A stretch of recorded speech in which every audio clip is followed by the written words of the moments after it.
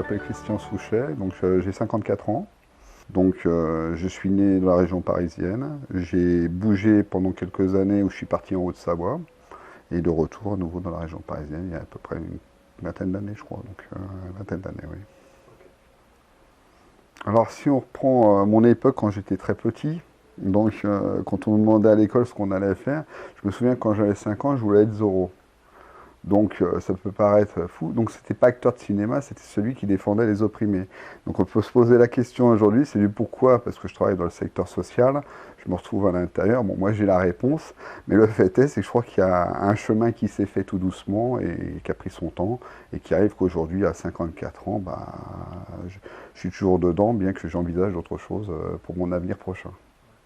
Alors on démarre le travail à l'époque, on pouvait démarrer à 16 ans, donc il faut quand même s'en souvenir. Donc ça permettait d'aller faire gagner de l'argent pour ne serait-ce que payer son permis de conduire.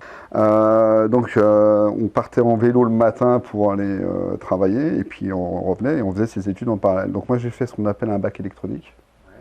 J'ai travaillé dans l'électronique, et suite à ça, à cette époque-là, nous avions aussi le service national, qui était une transition aussi pour beaucoup. Moi, cette transition du service national de l'époque m'a fait réfléchir sur le fait que en fait, être électronicien ne m'intéressait pas du tout. Et entre la période, on va dire, entre 14 ans et 20 ans, je faisais beaucoup de sport. Sorti de l'armée, j'ai décidé de me lancer dans l'animation. Et en fait, c'était dans les années 81, si je me souviens bien, 82. Et en fait, j'ai commencé à travailler comme animateur au sein d'une commune, pour aller vers ma vocation petit à petit qui allait avancer, notamment au niveau du sport, où je suis parti travailler 2 ans en montagne. Donc on faisait tout ce qui est activité sportive, d'animation, donc autour de la montagne, tout simplement. Donc en fait, il y avait randonnée, kayak à l'époque, on avait une partie d'équitation, plus escalade. Et c'est là où j'ai rencontré la mère de mes 2 enfants, jusque dans les années 93. Et là, changement radical professionnel, une autre vision des choses, donc je suis devenu technico-commercial. Et globalement, je travaillais sur le secteur de la Savoie, Haute-Savoie, et en fait j'ai eu la responsabilité à un moment donné de 14 départements. Puisque je pouvais monter en Alsace, donc je pouvais aussi descendre du côté de Grenoble entre autres. J'avais tout le bassin de Lyon, donc ça faisait une sacrée surface. Je me suis aperçu que chaque métier, il y avait des artistes partout. Donc ça c'était assez fabuleux, quoi. Et puis aussi découvrir un monde économique, quoi, parce que c'est complètement différent du monde social que j'avais abordé à une époque. Parce que j'ai eu la chance de descendre au fond d'une mine, rentrer dans une centrale nucléaire, aller sous le glacier de Chamonix, l'aiguille du Midi, comme découvrir le petit boulanger du coin avec l'amour de son pain aussi, donc c'était assez fabuleux. Tout ce côté artisan jusqu'à la grosse entreprise. Avoir une connaissance des métiers aussi. Par contre, toujours une richesse humaine aussi à l'intérieur. Le changement s'est produit dans les années 93, lié à un changement de vie familiale, tout simplement, une rupture familiale qui s'est retrouvée à cette période-là. Donc une remise en question de tout ce que j'avais fait, retourner à mes premiers amours de ce que j'étais.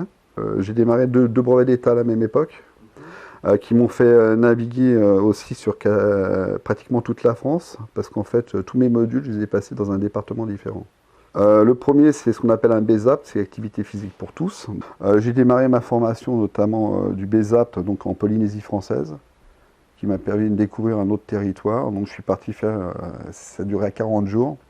Donc c'est pas inintéressant, c'est une mise en quarantaine aussi à un moment donné, donc il m'a permis de prendre du recul aussi sur mes choix et la direction que je voulais prendre. Et le second, c'est maître nageur, en sachant qu'à l'époque je nageais très mal. C'était donc un challenge pour moi au départ.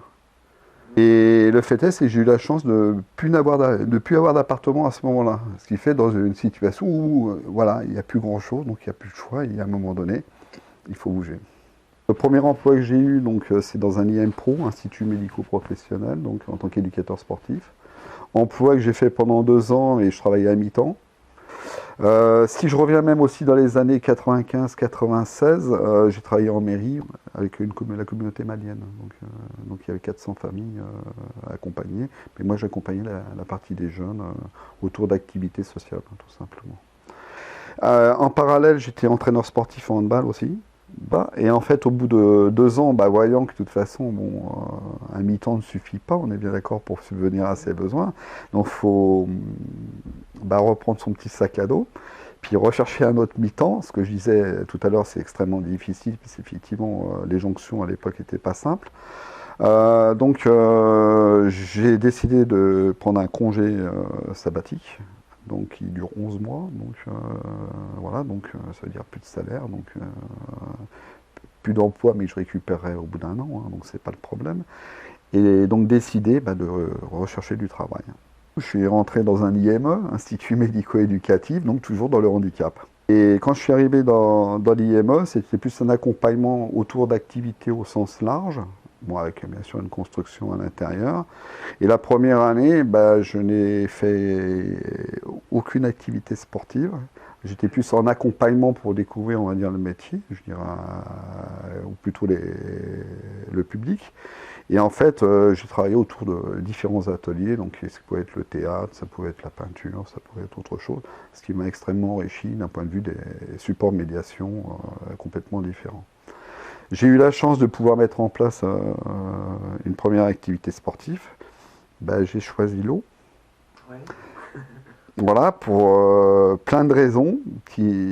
Moi, l'eau, je pense que c'est une activité, ce que j'appelle une activité de base. Suite à ça, j'ai pu mettre d'autres activités en place. En parallèle, je me suis formé, donc, quand j'étais dans l'IME, donc je suis formé donc, en tant que comportementaliste animalier. Puisque mon choix à un moment donné, c'était aussi de pouvoir, à partir de l'animal, c'est utiliser, j'aime pas ce terme-là, mais bon, c'est ce qui se passe à partir du moment où on prend les animaux, que ce soit la natation ou le sport, ou même d'autres supports d'activité sportive, c'est plus que, pour moi, ce ne sont que des outils. Donc je me suis formé en tant que comportementaliste animalier. Ma formation, donc c'est une formation que j'ai faite qui normalement durait 2 ans. Moi, il n'y a pas de délai, donc c'était au moins l'avantage, parce que j'ai mis 7 ans. Mais en même temps, j'ai mis l'activité en place. Quand j'ai passé mon examen 7 ans plus tard, j'ai fait un mémoire sur ce qu'on appelle l'animal et les bienfaits de l'animal auprès des personnes handicapées, notamment des personnes autistes.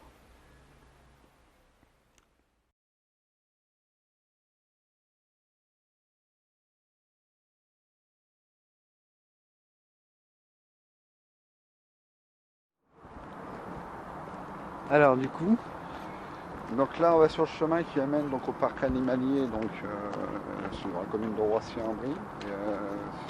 C'est un lieu que j'ai profité pendant cette année pour accompagner les enfants donc, dans une activité éducative et pédagogique autour de l'animal.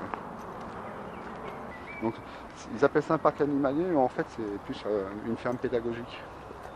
Donc, c'est là où on va retrouver, il y a des cochons, il y a un âne, il y a des moutons, il y a des chèvres, il y a des lapins, il y a des poules. Voilà. La petite maison qu'on a vue tout à l'heure où il y a des personnes qui habitaient dedans, entre ici et là, donc on va dire il y a une centaine de mètres à peu près, il y a une jeune fille que j'ai accompagnée à un moment donné. Pour venir ici jusqu'à la porte, on mettait 45 minutes. D'accord. Voilà, c'est pour montrer le temps qu'il faut, la patience qu'il faut avoir à un moment donné. Et l'objectif, c'est que c'est eux qui rentrent à l'intérieur, c'est pas moi qui ouvre la porte. Ça ramenait le fait de ne plus être celui qui fait, c'est eux qui fassent, qui prennent l'initiative, et donc être encore plus patient, parce qu'il fallait attendre. Et des fois, j'attendais, on repartait. Je pense à une jeune fille en particulier qui s'appelait Ludivine, et qu'en fait, tout le travail que j'ai fait, c'est plus un travail moteur, au départ. C'est-à-dire quand elle marchait toujours complètement penchée vers le sol. Donc sa vision était au niveau de ses pieds. Donc l'objectif était simplement, c'est de travailler sur la vision qui remonte, en limite à voir plus loin et voir autre chose. Et on a réussi à arriver jusqu'ici. Et entre là et là-bas, elle s'arrêtait une dizaine de fois, et des fois on restait 20 minutes assis par terre à attendre. Voilà, c'est le travail d'un éducateur qui à un moment donné accompagne des personnes. Combien d'enfants?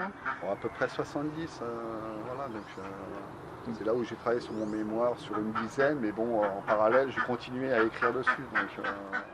Et puis bon, j'ai des résultats, je vois effectivement le bénéfice de l'animal. Voilà, on a pu faire une bonne évaluation à ce niveau-là. Il n'y a rien de scientifique, mais bon. C'est plus une enfant qui arrivait jusqu'ici, elle s'arrêtait là. Elle s'arrêtait à peu près pendant 2 à 3 mois sur ce petit caillou-là. Et à chaque fois qu'elle arrivait, elle lâchait ses émotions, elle pleurait. Et un jour, elle a démarré, elle a été découverte par, tout simplement.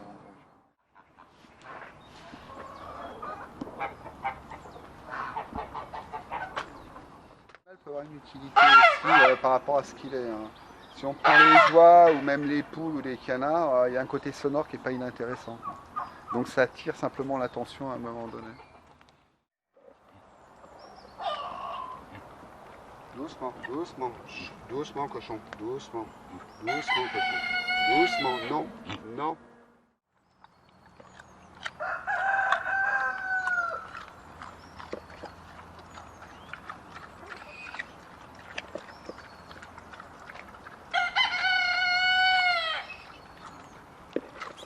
Cochon. C'est le dernier. Il n'y en a plus. Doucement. Oui.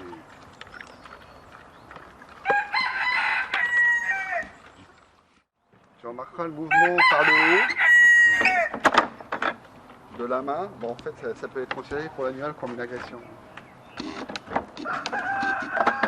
Mais on voit qu'ils ont l'habitude maintenant, c'est surtout ça qui est intéressant.